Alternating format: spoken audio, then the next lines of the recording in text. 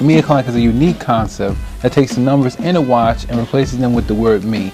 So every time you look at your watch, you are reminded that it is your time. It is me o'clock. Currently, there are 2 lines available. The Elegance line, which is made in France, and consists of 4 different styles, all with the inscription, time is mine. Amour has the word me in the center of the dial. What is unique about the Amour is that the minute and hour hands form a heart once an hour, because you must love yourself before you can love anyone else. Following the Amour, we decided to add some international flavor to the collection. This watch is entitled Mi Tiempo, which means my time. Also found in this watch is the words El Tiempo es mío, which translates into the time is mine.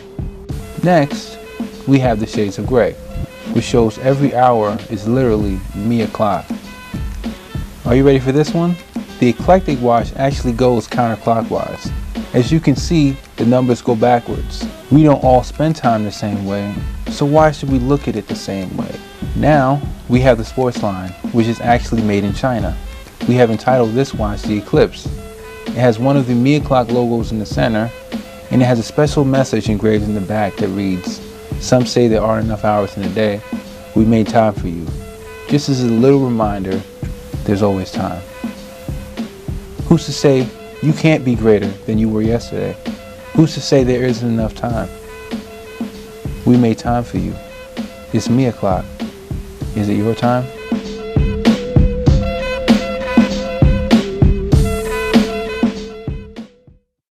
This is Rodney Harris, Akron Today Show. Today we got a very special guest, Mr. Jenkins. How you doing, man?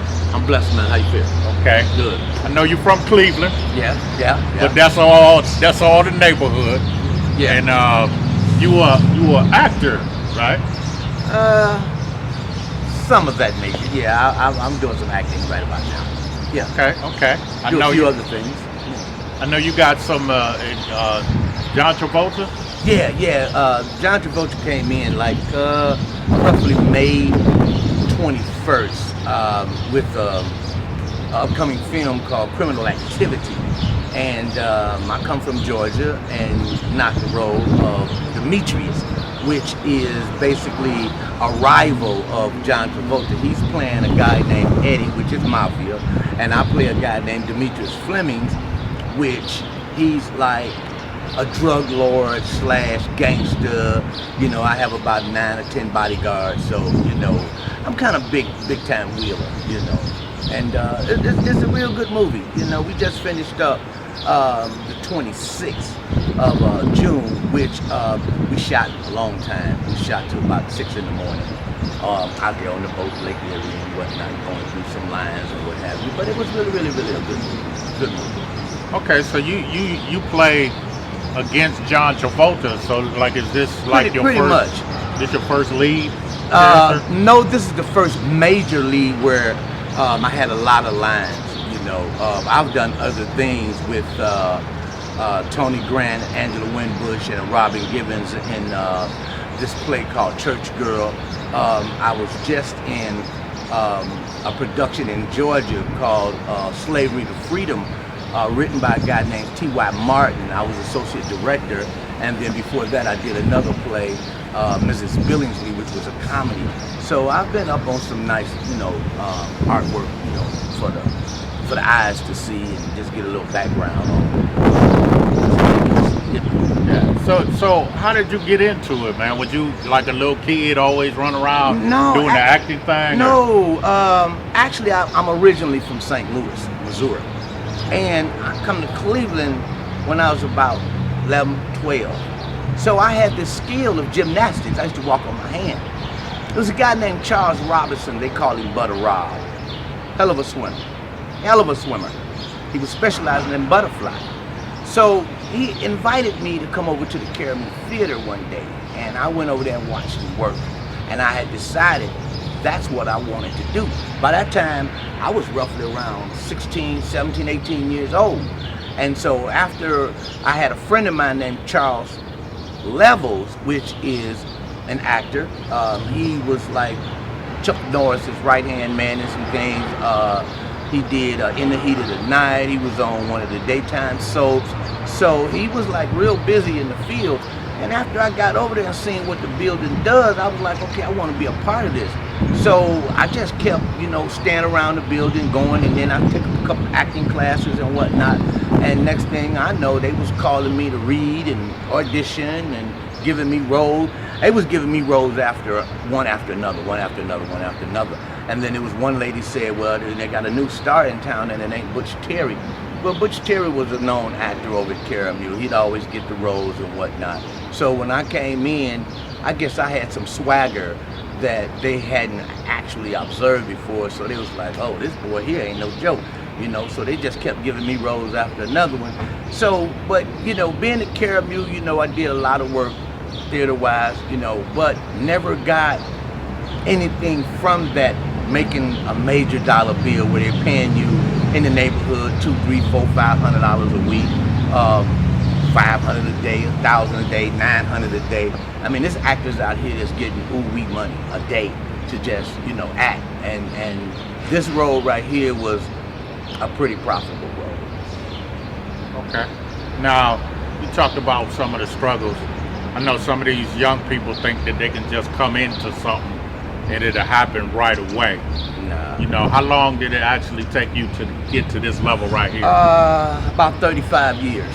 35 years of constantly applying yourself, going to these auditions, getting rejected, trying another audition, getting rejected, do a little small something. I also do a lot of modeling, fashion shows. Matter of fact, I just done a show last Sunday in Cleveland at the Terry Macklin Center, which was pretty successful. It's gotten to the point where, you just can't just walk in the door and expect to be a model, an actor, or a singer. It just takes time. You have to develop your skills. You have to look at other actors, other singers, other models, other dancers, and watch what drives them. You have to have a reason, a love down in your soul that make you say, I'm gonna continue. I'm not listening to no. I don't want to hear can't. I don't want to hear, people that's trying to sabotage your dreams. You hear a lot of actors that tell the youngsters, follow your dreams. Don't give up on your dreams. I left Cleveland going to Atlanta to follow my dream or to better my skill. It's a lot of work in Atlanta as far as actors and singers. I left here last September, and I started work 2 weeks after I got there. And my first play that I done, which was It's All About Me, I did it up in Stone Mountain. And from that point, it just took off. And a guy, saw the skills and said, man, I need to make you my associate director. Because he had to leave and go out of town because his sister had passed. And he asked me to direct the rest of the people till he get back. And people was just so amazed of the skills that I had. But after 35 years of being around Margaret Ford Taylor, Bill Cobbs, around a guy named Steve Larry, just different actors doing different things in the production, all these different directors coming in, stage managers coming in, and they write stuff down, they listen, they give you language like enter stage left, stage right, cross over the upstage right, center stage. All that means something when you on the stage. And when you get your first chance to direct, well, all that stuff just kicks in because that's what you have marinated and embraced as you became an actor. You listen to all of this, and so it's like kind of natural when people ask you to direct and you look at it and say, well, okay, well, I'm gonna need you to sit here and let these lines take you over here, and when you get here and turn around, just give her the reason to take this out and strangle you or whatever she has to do. Everything has to have a transition, it has to have a rhythm, it has to have a beat, and you have to know when those beats are to be existent. And it's a good thing, when you sit there and pay attention to what people are doing, and you never directed before, and someone said, well, I'm gonna need you to direct this play. Well, when you know what has been going on for 35 years, it's like a piece of cake to you, and you just go ahead on. It's just like tying up your shoe. After you learn to tie your shoe for so many years, I mean, it don't make no difference. You can just tie it. Tied sleep, tied blind, tied, with your eyes closed. Don't matter. You can just know how to tie a shoe. And that's what acting is. Once you put yourself in that area, it becomes automatic. Now, one more question, man. Sure. You said you're down in Georgia. Now, what part of Georgia? I'm in Riverdale, Georgia. Okay. Now, I know you said you went down to Atlanta to get started, and that's where it was. Right. Cleveland, with all the motion pictures going on now, is Cleveland a spot now? Well, yeah, I just have to say that. Yeah, they allowed those taxes in Cleveland to subside, where people can actually come down and film these movies and bring these movies in. What had happened in Cleveland with the union after it sagged, they merged about maybe in the neighborhood of 10 years ago, and the people was coming in from California and different places and doing these films, but they wasn't giving Cleveland any opportunity to fulfill some of these jobs. So they had like discrepancy about that. And then when the commissioner kind of signed that bill over for them to alter those taxes, films started coming like this here. So I had heard about 15 years ago they were trying to make Cleveland a capital when it comes to filming these movies, because I guess, like they say, the great location in the nation, and people are really starting to just flock Cleveland with all these different movies. I mean, in the last year or so, they done Spider-Man, Avengers, Alex Cross. They just did Criminal Activity.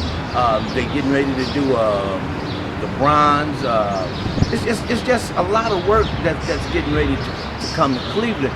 But it's amazing that I had to leave Cleveland to come back and be recognized as an actor. That happens a lot.